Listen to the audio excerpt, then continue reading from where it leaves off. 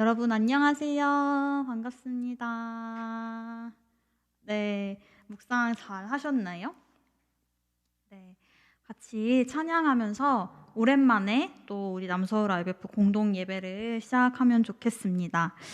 다들 시험 기간을 보내느라 많이 지치고 또 무력함도 느끼셨을 테고 또 아직 과제가 많이 남아 있고 또 과제 기간이 너무 무한정으로 길어져 가지고 많이 지쳐 있는 친구들이 되게 많다는 소문을 이곳저곳에서 듣고 있습니다.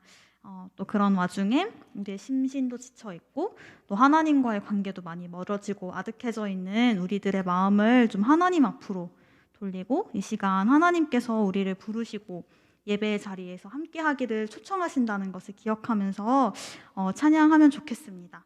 처음 같이 부를 찬양은 내 모습 이대로라는 찬양인데요. 지금 여러분의 마음을 그대로 하나님 앞에 내려놓고 하나님께서 지금 나에게 찾아와 주시기를, 그리고 내가 지금 정말 하나님의 임재 안에 거하기를 원한다는 고백을 여러분들에 담아서 함께 찬양했으면 좋겠습니다.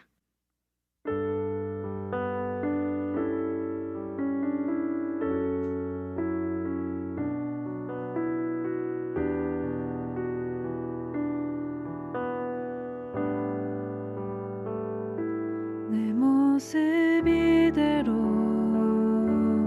사랑하시네. 연약함 그대로 사랑하시네. 나의 모든 발걸음 주가 하시나니 날 인도하소서. 내 모습 이대로 사랑하시네. 연약함 그대로 사랑하시네. 나의 모든 발걸음 주가 하시나니 날 인도하소서.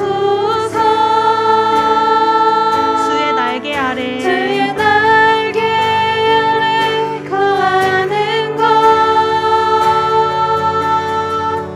주의 임재 안에 거하는 것, 나의 가장 큰 소망, 나의 가장 큰 은혜, 주와 함께 동행하는 주의 날개 아래 거하는 것, 주의 임재 안에 거하는 것, 나의 가장 큰 소망, 나의 가장 큰 은혜, 주와 함께 동행하느니 내 모습 이대로 내 모습 이대로 사랑하시네. 연약함 그대로 사랑하시네.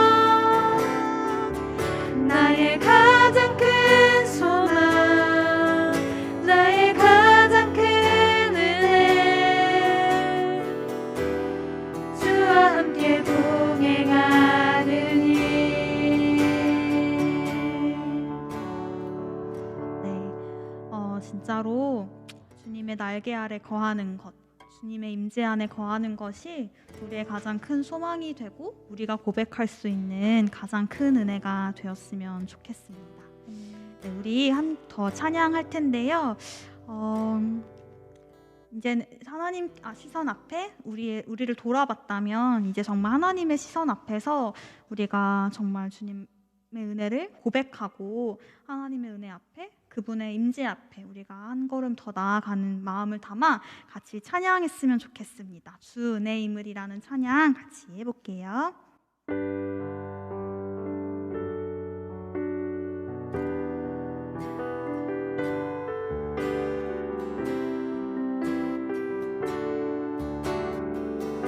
주 나의 모습 보내 주 나의 모습 보내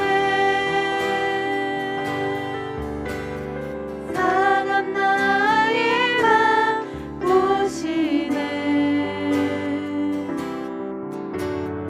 주 나의 눈물 안에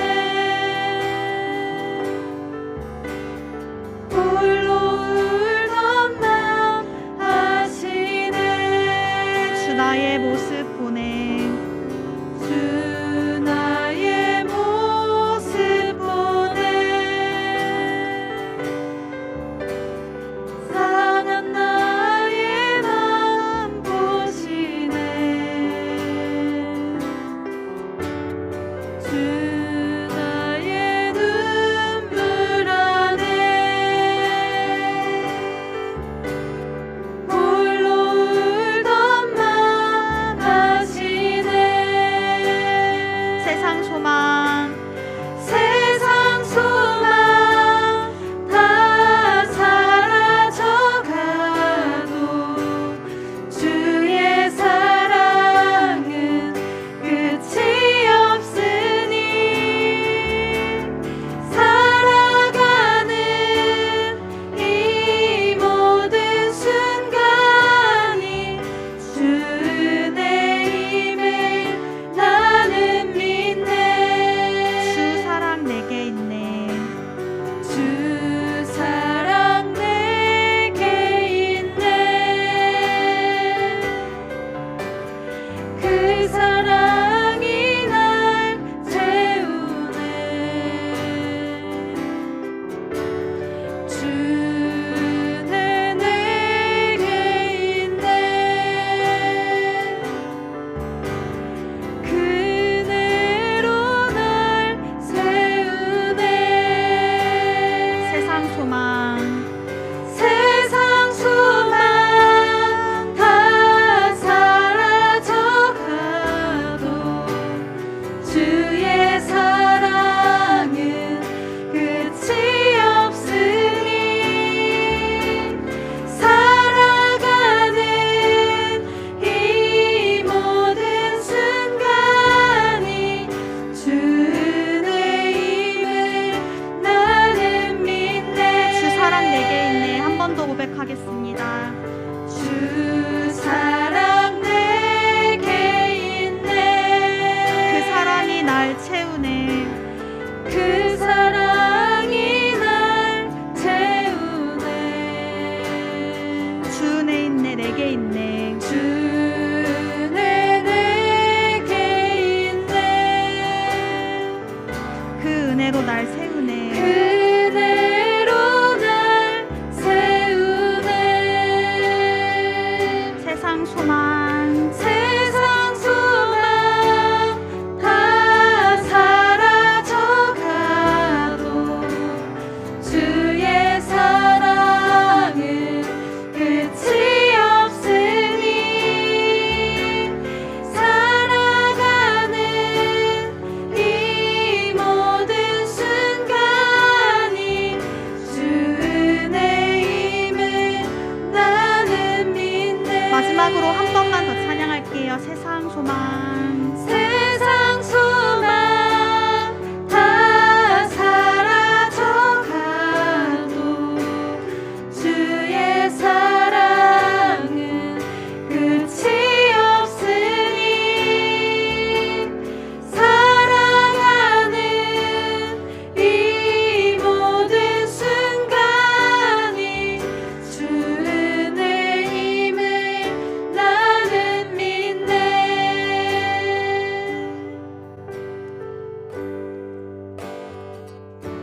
우리 같이 기도합시다. 여러분은 어떤 마음을 안고 이 자리에 나오셨습니까?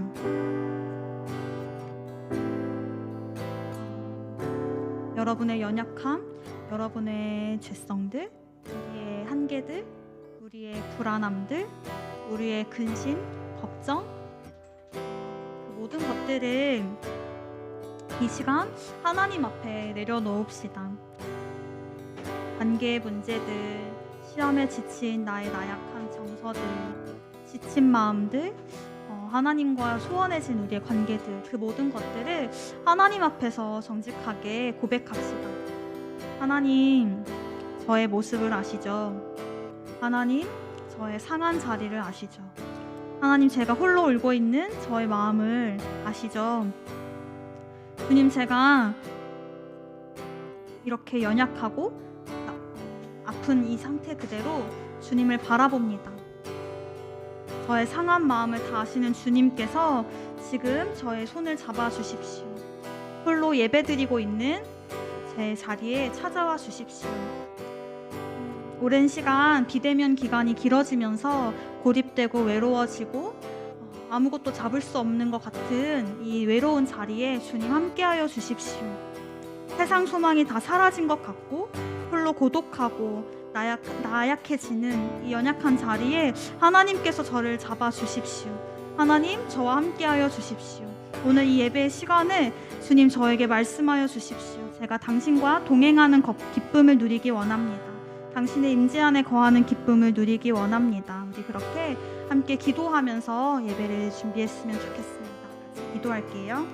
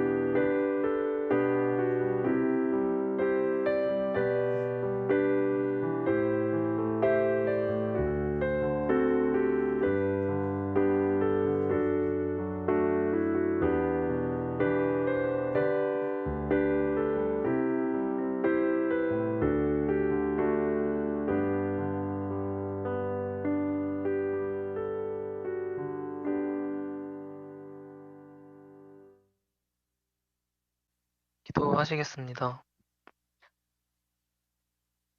주님, 오늘도 각자의 자리에서 우리 온라인으로 모여서 예배를 드릴 수 있게 해주심에 감사드립니다. 어려운 상황 속에서도 우리 절망하지 않고 지혜롭게 대처하는 저희들 기특하게 여겨주실 줄 믿습니다. 또한 저희들 불쌍하게 여기셔서 공동체에 무너지지 않게 잡아주시고 한 사람 한 사람의 마음도 지켜주셔서 캠퍼스에서의 사역을 멈추지 않게 해주세요. 주님, 이제 한 학기의 절반이 지나고 또 동시에 한 해가 끝나갑니다. 평소와는 좀 다른 해를 보냈지만 우리 후회 남지 않게 하시고 남은 한 해도 잘 마무리하게 해주세요. 오늘 예배도 함께 하실 것을 믿습니다. 감사드리며 예수님의 이름으로 기도합니다. 여러분 안녕하세요. 제 소리가 들리시나요? 네, 오늘 여러분들과 함께 볼 성경은 디모데후서 3장 12절에서 17절입니다. 여러분들에게 보내드렸던 것에는 3장 1절부터 4장 5절까지 되어 있었을 텐데 오늘은 조금 짧게 살펴보도록 하겠습니다. 네, 띄워드리고 싶은데 띄워드리지 못해서 너무 안타깝네요.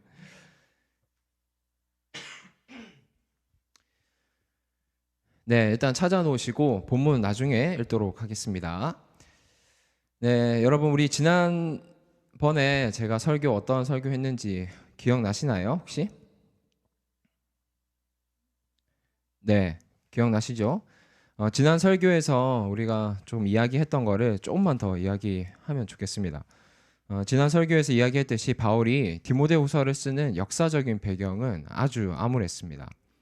로마 황제 네로의 모략으로 수천 명의 기독교인들이 죽음과 혐오에 노출되어 있었고 무신론자, 근친상간자, 식인종 등 갖은 오해와 함께 비난과 박해를 받고 있었습니다. 또 수많은 교인들이 교회에 등을 돌렸을 뿐만 아니라 초기 기독교를 이끌었던 위대한 두 지도자 바울과 베드로도 죽으면서 초기 기독교는 더욱 깊은 암흑으로 들어갔습니다. 이들은 로마 제국의 박해를 피해서 좁은 통로로 만들어진 지하 무덤에 숨어들어서 예배하기 시작했고 그곳에서 나올 때는 거의 장님이 되어 나올 정도로 굉장히 좁고 어두운 땅에서 예배를 드렸습니다.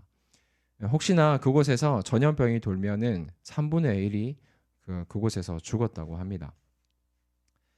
이런 시대 속에서 이런 상황 속에서 바울은 다음 세대를 살아갈 청년에게 어떤 말을 해주었을까요? 좁고 어두운 지하교회에서 예배하게 되고 수많은 위협 속에서 죽음을 불사할 그들에게 과연 바울은 어떤 말을 전해주었을까요? 그래서 오늘 첫 번째 나눔을 여러분들과 하고 싶습니다. 만약 여러분이 바울이라면 여러분은 디모데에게 무엇이라고 말할 건지 또 혹은 무엇을 주고 싶은지 함께 나눠보면 좋겠습니다. 여러분들 잠깐 시간을 드리겠습니다. 한번 생각해 보시고 소그룹에서 나눠보시면 좋겠습니다. 네, 잠시 시간을 가지도록 하겠습니다. 오늘 본문을 함께 읽어보면 좋겠습니다. 우리 본문 한번 다시 띄워주실래요? 네, 본문을 함께 제가 읽을 테니까 여러분들이 따라와 주시면 좋겠습니다. 그리스도 예수 안에서 경건하게 살려고 하는 사람은 모두 박해를 받을 것입니다. 그런데 악한 자들과 속이는 자들은 더욱더 악하여져서 남을 속이기도 하고 속기도 할 것입니다. 그러나 그대가 배워서 굳게 믿는 그 진리 안에 머무십시오. 그대는 그것을 누구에게서 배웠는지를 알고 있습니다. 그대는 어려서부터 성경을 알고 있습니다. 성경은 그리스도 예수를 믿는 믿음으로 말미암아 그대에게 구원에 이르는 지혜를 줄 수 있습니다. 모든 성경은 하나님의 영감으로 된 것으로서 교훈과 책망과 바르게 함과 의로 교육하기에 유익합니다. 성경은 하나님의 사람을 유능하게 하고 그에게 온갖 선한 일을 할 수 있게 하는 것입니다. 아멘. 네, 우리 이 본문은 아주 흔히 잘 아는 본문이죠. 본문 12절에서 13절을 보면 바울은 가장 먼저 앞으로 어떤 현실이 디모데를 기다리고 있는지를 알려주고 있습니다. 12절에는 경건하게 사는 사람은 모두 박해를 받게 된다고 이야기를 하고 있고요. 13절에는 악한 사람이 더 악해지고 서로가 서로를 속이는 거짓의 시대를 살아갈 것이라고 이야기를 합니다. 만약 여러분에게 누군가 앞으로 마주할 세상이 이렇다고 이야기를 한다면 여러분은 기분이 어떠실 것 같습니까? 사실 바울의 이 단어는 아주 절망적으로 들립니다. 디모데는 이 구절을 읽으며 이런 마음이 올라왔을 것 같습니다. 상황은 더 나아지지는 않아도 복음을 수호하고 증거하고 세상을 선하고 의롭게 대하고 또 사랑한다면 적어도 현상 유지는 되어야 하지 않을까? 선하게 살면 박해를 받고 악한 사람이 더 악해진다면 그것이 애시당초에 사람이 살만한 세상인가? 어쩌면 선하게 사는 것이 무의미하지 않나? 예수를 따라 살아가는 것이 정말로 유의미한 것인가? 앞으로 다가올 시대를 살아가야 하는 디모데에게 바울의 이 말은 굉장히 절망적이었을 겁니다. 선한 것을 위해 투쟁하지만 더욱 악해져가는 세상, 경건하게 살지만 손해와 박해가 그 보상이라면 하나님 나라의 가치가 정말 유효한지 의문이 들기 때문입니다. 어찌되었든 이 절망을 피할 수는 없습니다. 그런 시대는 도래할 것이고 이미 도래했으며 디모데 역시 그런 시대를 살고 있었으니까요. 여러분, 우리가 살아가고 있는 시대는 어떻습니까? 혹자는 우리가 과거에 비해 더 나은 삶을 살아가고 있다고 이야기를 합니다. 제가 최근에 카르마조프가의 형제들이라는 책을 읽고 있는데요. 이 책은 19세기 초 러시아를 배경으로 하는 이야기입니다. 이 이야기를 상세하게 말씀드릴 수는 없지만은 이 이야기에 등장하는 인물과 그들이 꾸며내고 생각하는 일들을 보면 200년이 지난 우리의 모습과 별반 다르지 않다는 것을 많이 느낍니다. 과학기술과 도시 문명은 편리와 편의를 진보시켰을지 몰라도 인간의 추악한 이기심과 악행은 과거나 지금이나 별반 달라지지 않았습니다. 자유인이라는 타이틀을 쥐어주고 신자유주의 체제의 노예로 살아가도록 하는 우리의 사회, 그 속에서 여전히 산재로 죽어가는 일용직 노동자들, 차별과 혐오의 늪에서 빠져나오지 못해서 스스로를 저주하는 소수자들, 가난과 폭력에 시달리는 사회적 물리적 약자들에게는 과거나 지금이나 별반 다르지 않는 지옥과 같은 세상인 것입니다. 과거보다 현재가 거짓말을 잘하는 시대가 된 것은 더 분명한 것 같습니다. 많은 사람이 생명과 삶, 진정한 평안과 휴식을 위해 자본주의의 도구가 됩니다. 찰리 채플린의 모던 타임즈라는 영화를 여러분이 아실 겁니다. 그 영화를 보면은 다른 어떤 영화보다도 이런 시대상을 잘 보여줍니다. 빠르게 생산을 지시하는 공장에서 살아남기 위해 죽어라 나사만 조이다가 결국 나사만 보이면 조이려는 정신병에 걸리고 그 정신병으로 인해 일자리를 얻지 못해서 결국은 사회에서 도태되는 모습이 이 영화에 잘 담겨져 있습니다. 모던 타임즈는 자본주의가 근본적으로 인간성을 무시하는 한계를 지닌 체제임을 지적을 하고 있죠. 하지만 그 어느 누구도 자본주의에서 벗어날 수 없게 되어버렸습니다. 노력하고 최선을 다하면 성공할 것이라는 몽상과 신화, 누구나 같은 출발선상에서 동등한 기회를 부여받는다는 거짓말로 사람들을 속이기 때문입니다. 그렇게 사랑하는 이들을 지키기 위해 더 나은 삶을 위해 만몬과 자본의 노예가 되도록 만드는 것이 바로 이 시대의 거짓말인 것입니다. 물론 저는 이 시대 전체를 비관하고 이 시대를 살아가는 모든 사람이 잘못되었고 속고 있다고 생각하지는 않습니다. 다만 우리가 그토록 의존하고 긍정하는 이 체제와 사회에는 맹점이 존재하고 그 맹점을 말 그대로 보지 않고 넘어가서는 안 된다는 것입니다. 하나님의 말씀 또 바울의 예견처럼 악한 자들은 더 성행할 것이고 거짓은 더 큰 거짓을 낳을 것입니다. 그때 무엇이 거짓인지 무엇이 진실인지를 구별할 수 있도록 우리 스스로를 갈고 닦아야 한다는 뜻입니다. 마찬가지로 바울이 디모데에게 전했던 이 절망적인 미래에 대한 이야기는 더 큰 낙심으로 디모데를 몰아넣기 위한 이야기가 아닙니다. 더 큰 회의와 절망으로 디모데를 빠뜨리기 위해서 말한 것이 아닙니다. 더 어두워질 세상에 두 눈을 또렷하게 뜨고 거짓과 진실을 분간하며 악이 종용하는 유혹에 넘어가지 않도록 디모데의 눈에 암적응을 시키는 것이죠. 바울은 이런 시대를 살아갈 디모데에게 다음과 같이 권면합니다. 우리 14절을 함께 읽어보겠습니다.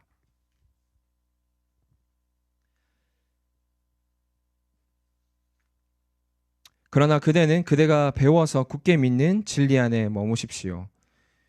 그대는 그것을 누구에게서 배웠는지를 알고 있습니다.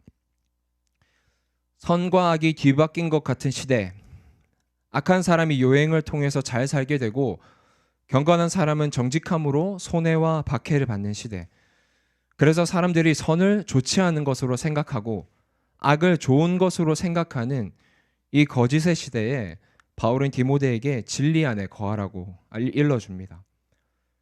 거짓이 난무하는 곳에는 진리만이 거짓과 진실을 분간할 수 있도록 돕기 때문입니다. 바울은 디모데에게 배워서 굳게 믿었던 그 진리 안에 머물라고 조언을 하고 있습니다. 그렇다면 바울이 이야기한 디모데가 이제까지 배워왔던 그 진리란 무엇일까요? 다가올 시대에 바울은 디모데에게 도대체 무엇을 전해주고 싶었을까요? 여러분은 어떤 나눔들을 하셨나요? 본문 15절을 또 함께 읽어봅시다. 그대는 어려서부터 성경을 알고 있습니다. 성경은 그리스도 예수를 믿는 믿음으로 말미암아 그대에게 구원에 이르는 지혜를 줄 수 있습니다. 디모데는 어려서부터 성경을 배워왔었습니다. 어머니 유니게와 외조모 로이스에 의해서 성경을 배웠고 바울을 만난 뒤로는 루스드라의 믿는 사람들 중에서 가장 존경받는 제자가 될 정도로 말씀을 배우고 전하는 일에 열심이었습니다. 이후에는 바울의 대리인 역할을 할 정도로 성장을 했는데 그럼에도 불구하고 어리다는 이유로 또 조금은 소심하고 유약한 성격 때문에 교회 내 지지층들이 얼마 되지 않았습니다. 어찌되었든 바울은 이런 디모데에게 자신이 어릴 적부터 배워왔던 어머니와 외조모와 자신에게 배워왔던 그 진리가 바로 성경임을 다시 한 번 더 일깨워 줍니다. 15절 하반절에는요, 바울이 성경이 어떤 책인지를 다시 설명하는데요. 그 이유는 오늘날의 성경과 당신의 성경이 다르기 때문입니다. 오늘 우리는 구약과 신약을 포함한 66권의 책을 성경으로 인식하지만은 당시에는 모세오경을 중심으로 한 구약 성경이 성경의 전부였습니다. 다시 말해서 이 성경에 누가 메시아인지 명확하게 표시되어 있지 않은 것이죠. 그래서 바울은 설명을 덧붙이면서 디모데가 읽는 구약 성경의 주인공이 바로 예수 그리스도라는 것을 한 번 더 인지시켜 주는 겁니다. 중요한 점은 바울이 성경을 다가올 거짓과 악이 난무하는 시대 속에서 반드시 붙들어야 하는 진리로 여겼다는 것입니다. 바울에게 성경은 예수를 믿는 믿음으로 구원에 이르는 지혜가 담긴 책이었습니다. 거짓과 악이 만연하는 가운데 유일하게 길을 잃지 않도록 빛을 비춰주는 등대와 같은 것이었습니다. 바울은 이런 성경을 디모데에게 전해주고 싶었습니다. 왜냐하면 성경은 시대를 초월하는 시공간을 넘는 하나님의 지혜가 담긴 책이라고 여겼기 때문입니다. 저는 이런 점에서 여러분들에게 한 번 더 질문을 하고 나눔을 요청하고 싶습니다. 바울이 믿었던 것처럼 여러분 성경은 다가올 시대에 여전히 진리로 유효할까요? 2000년이 지난 지금도 성경은 우리의 삶에 유의미합니까? 성경의 일부는 그렇지만 일부는 그렇지 않습니까? 두 번째로 여러분들의 생각을 자유롭게 나눠보는 시간을 가지려고 합니다. 여러분들은 이 성경이 현재도 유의미한지, 앞으로 미래에도 유의미한지, 아니면 일부만 그런지 다양한 생각들을 한번 나누고 또 다시 한번 만나면 좋겠습니다. 사실 이렇게 짧은 시간에 하기에는 충분하지 않은 것 같은데 나중에 끝나고도 한번 이야기 나눠봐도 좋겠습니다.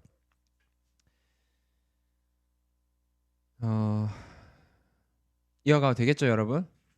네. 디모데와 우리의 상황이 조금 다르지만 디모데와 우리에게 놓여진 질문은 동일합니다. 과연 다가올 시대에 성경은 진리일 수 있는가? 빛과 소금의 시대를 뚫고 인류는 구원할 등대를 발견할 수 있을까? 바울은 이 질문에 답하며 아주 단호하게 주장을 합니다. 성경은 다가올 시대의 진리입니다. 그 속에는 점점 악해지는 세상과 인류를 구원한 하나님의 지혜가 담겨져 있습니다. 바울의 이 얄짤없는 주장에 조금 의아해하거나 아니면 혹은 좀 독선적이라고 느낄 수도 있을 것 같습니다. 아니면 믿음이 좋으시니 또 당연하다라고 생각하실 수도 있을 것 같아요.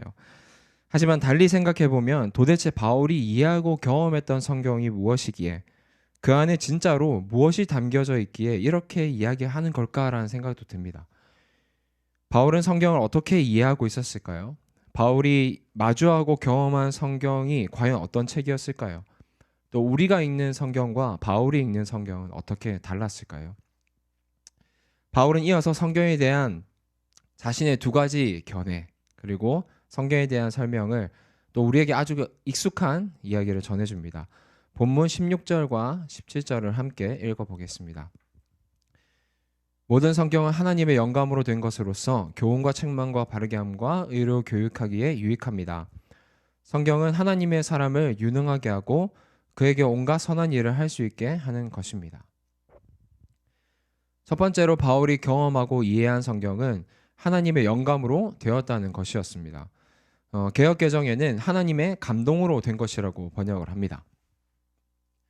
바울은 언제나 우리가 쉽게 이해하지 못하는 단어를 굉장히 자주 사용을 해요.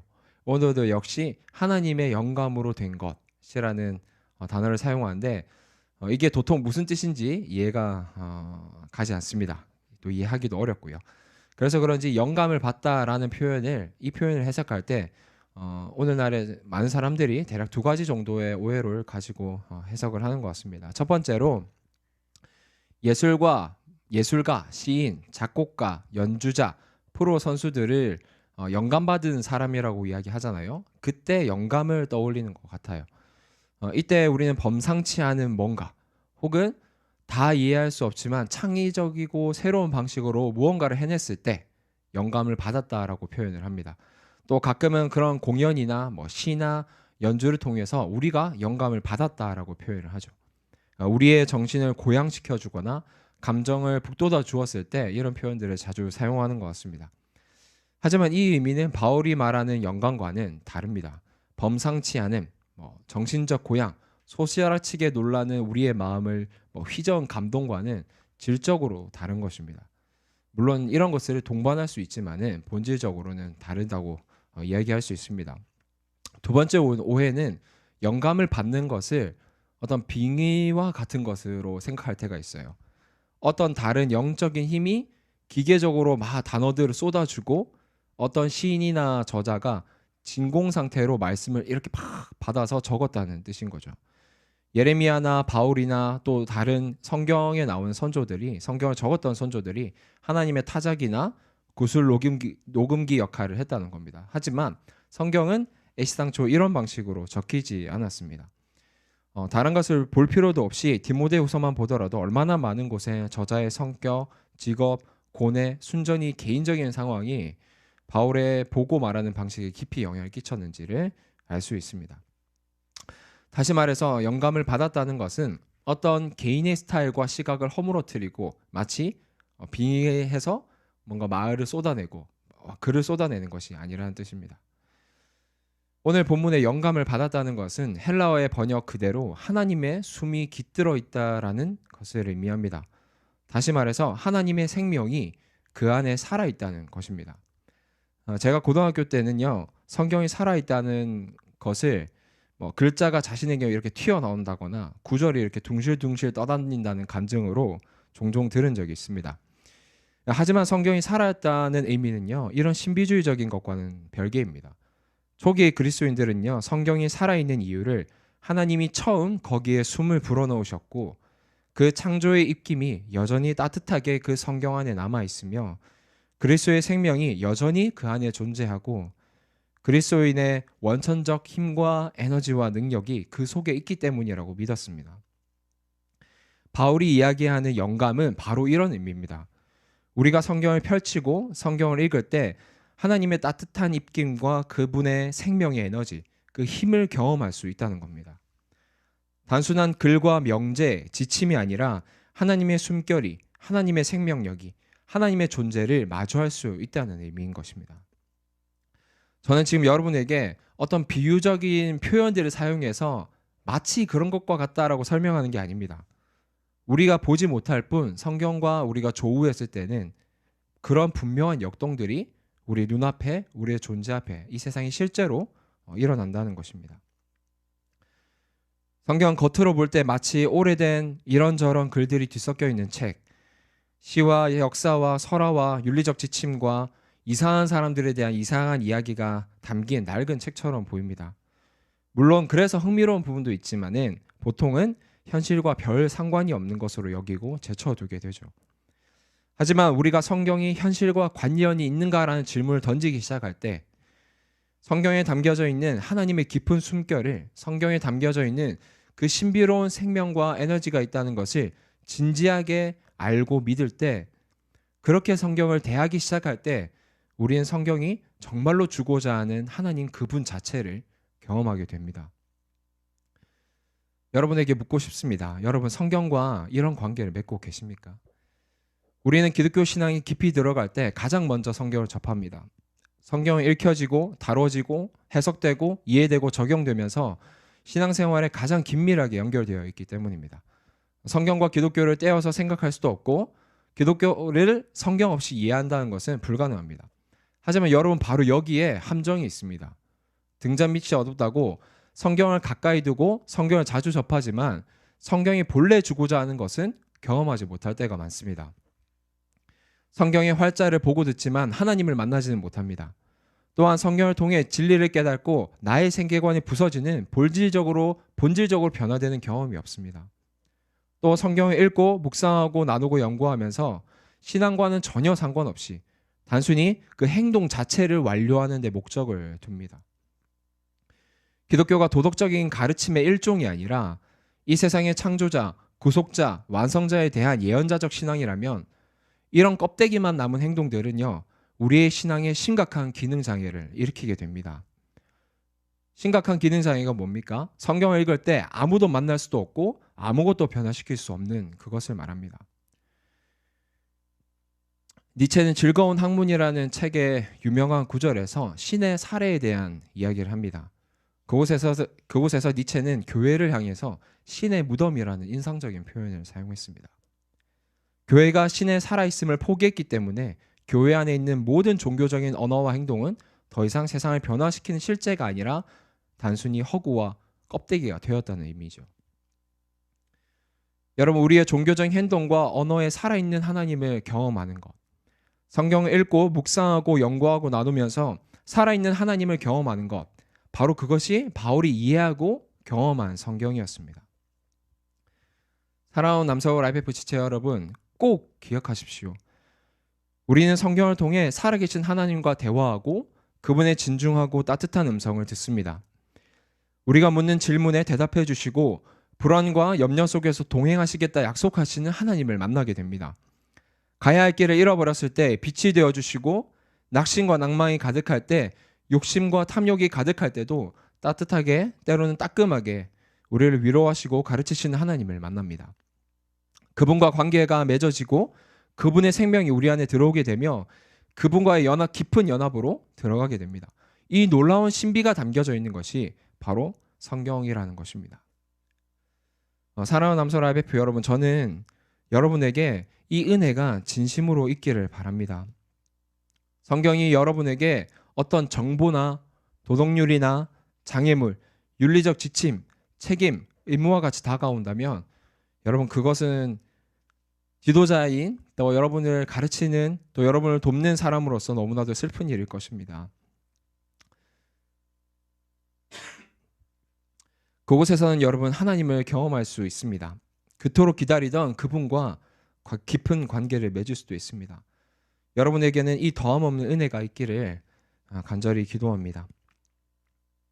두 번째로 바울이 경험하고 이해하는 성경은 어떤 힘과 에너지를 가진 것이라고 말합니다. 그래서 교육하고 유능하게 하며 선을 실천할 수 있도록 합니다. 이것은 첫 번째 성경에 대한 이해와 깊이 연결되어서 성경에 하나님의 숨결이 깃들어 있을 뿐만 아니라 성경에 깃든 그 하나님의 숨결이 우리 안에 깃들어 역동한다라는 뜻을 담고 있습니다. 여러분, 마치 말씀은요, 힘과 에너지와 능력과도 같아서 무질서하고 유약한 우리의 마음을 교육하고 유능하게 합니다. 또 선을 실천할 용기와 따뜻함을 줍니다. 정보를 습득하기 위해서 혹은 의로워 보기 위해서 기계적으로 성경을 읽어내리는 것은 여러분 정말 무의미한 일입니다. 조금은 진중한 자세로 우리의 영혼에 초점을 맞춰서 그곳에 살아계신 하나님을 느끼면서 성경을 대할 때 이런 에너지와 힘과 능력이 우리를 지탱하는 것을 여러분들은 경험하게 될 것입니다. 이런 의미에서 성경은 시대를 불문하고 전해지고 전해져야 할 것입니다. 바울은 이러한 성경을 경험했기 때문에 다가올 암울한 시대에도 디모데에게 성경을 전해주고 그 말씀을 계속해서 배우고 가르치고 전하라고 한 것입니다. 이 말은 곧 기독교의 가르침, 지침, 도덕률이 아니라 하나님과의 온전한 경험들을 전해준 것과 똑같은 것이죠. 사랑하는 남서울 IPF 여러분에게 한 번 더 묻고 싶습니다. 여러분에게 성경은 무엇인가요? 여러분은 그곳에서 누구를 만나고 계십니까? 여러분은 성경에 어떤 영향을 받고 있습니까? 오늘의 마지막 나눔입니다. 오늘의 마지막 나눔은 제가 여러분들에게 말씀드렸던 성경과 그리고 여러분이 이해한 성경, 바울이 이해한 성경과 여러분이 이해한 성경 사이에 어떤 차이점이 있었는지 한번 나눠보는 시간을 가지면 좋겠습니다. 네, 우리 짧게 나눠보는 시간을 가지고 다시 마무리하도록 하겠습니다. 나누셨나요? 여러분 혹시 어떤 차이점을 발견하셨는지 모르겠습니다. 계속 카메라가 계속 가까워지죠? 네. 마무리하고 기도하고 여러분들이 계속해서 나눔 이어가셨으면 좋겠습니다. 제가 이번 설교를 준비하면서 사실 되게 많이 어려웠습니다. 무엇보다도 제일 어려웠던 이유는 나는 껍데기인가? 라는 의문에 자신 있게 답할 수 없었기 때문입니다. 저는 하나님이 세상 이곳저곳에 숨겨놓으신 신비, 그 참된 신비를 터무니없는 것으로 여기고 또 허무맹랑한 것으로 여겼다는 마음이 많이 들었습니다. 제 합리성과 제 이해관계에 따라서 굉장히 자주 잘못 판단하고 있었던 거죠. 그래서 성경과 하나님의 말씀을 통해 하나님을 경험한다는 것이 어느새 멀리 동떨어진 이야기처럼 다가왔습니다. 말씀을 준비하면서 그런 제 자신을 발견했고 또 다시 저를 하나님의 그 신비에 그 말씀에 저를 초대하신 하나님을 경험했습니다. 사랑하는 남서울 IBF 여러분, 사랑하는 후배 여러분, 저는 여러분들에게 이 성경의 놀라운 신비가 있기를 간절히 소망하고 기도합니다. 바울이 이야기하는 것처럼 시대는 더 힘들어질 겁니다. 그리스도인으로서 살아가기에 더없이 부끄럽고 수치스러운 삶일 수도 있겠습니다. 하지만 부활의 힘을 믿으며 하나님의 말씀과 동행하고 함께 고난에 동참하며 사랑과 믿음의 수고를 감당하는 우리가 되었으면 좋겠습니다.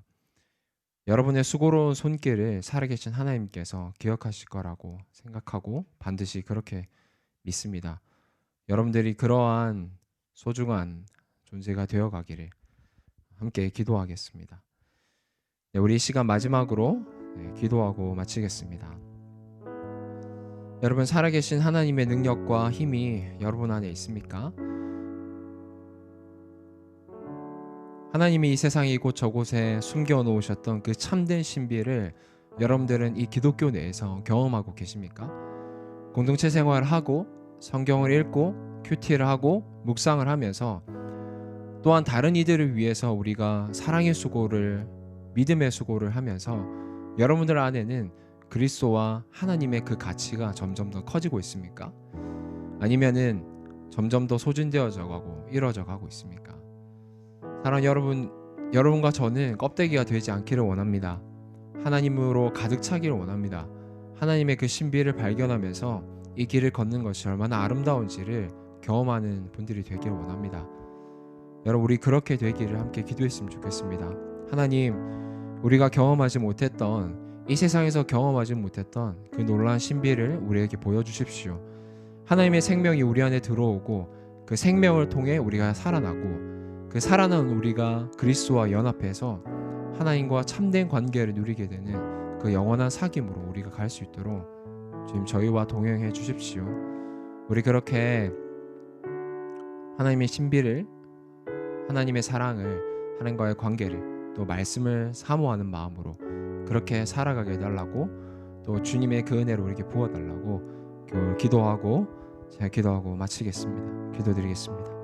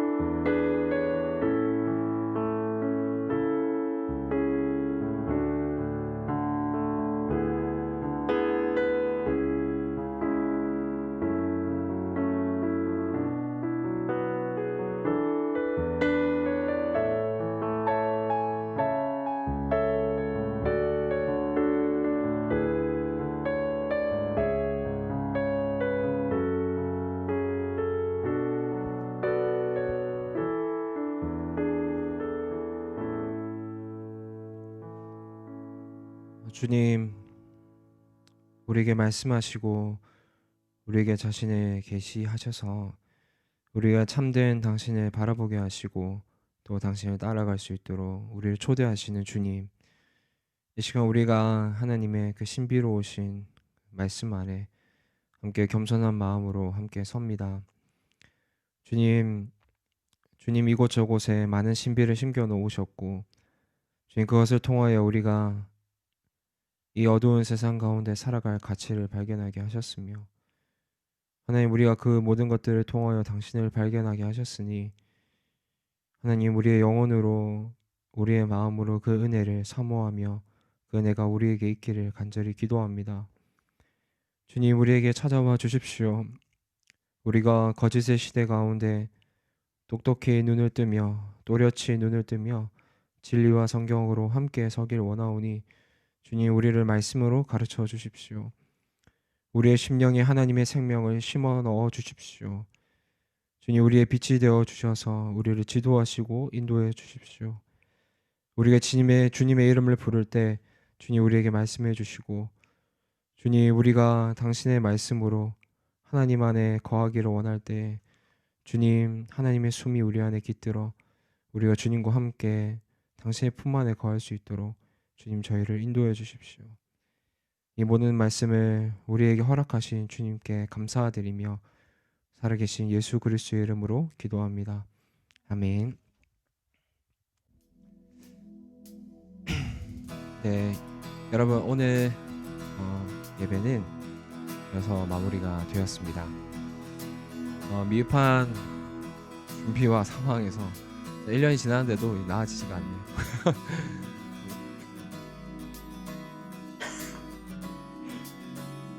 죄송합니다. 지금 목이 너무 간절해서. 아무튼 여러분들 이 앞으로 남은 시간에는 소그룹원들하고 오늘 들었던 말씀을 같이 자유롭게 나누고 헤어지시면 되겠습니다. 우리 다다음 주에는 또 다른 예배가 기획되어 있는데요. 그때는 줌으로 아마 할 것 같습니다. 그러니까 여러분 많이 참여해 주시고 멤버들도 이렇게 독려해 주셔서 같이 예배 드리면 좋겠습니다. 오늘 함께 해주셔서 너무 감사드리고 또 제가 말씀드린 대로 또 말씀도 열심히 보시고 그 안에 하나님도 많이 경험했으면 좋겠습니다. 네, 이 정도로 마무리하면 될 것 같아요. 고생하셨습니다. 오늘 기계 문제가 많아가지고 BGM도 못 틀어드리고 바로 줌에서 나눔하시면 되겠습니다. 안녕.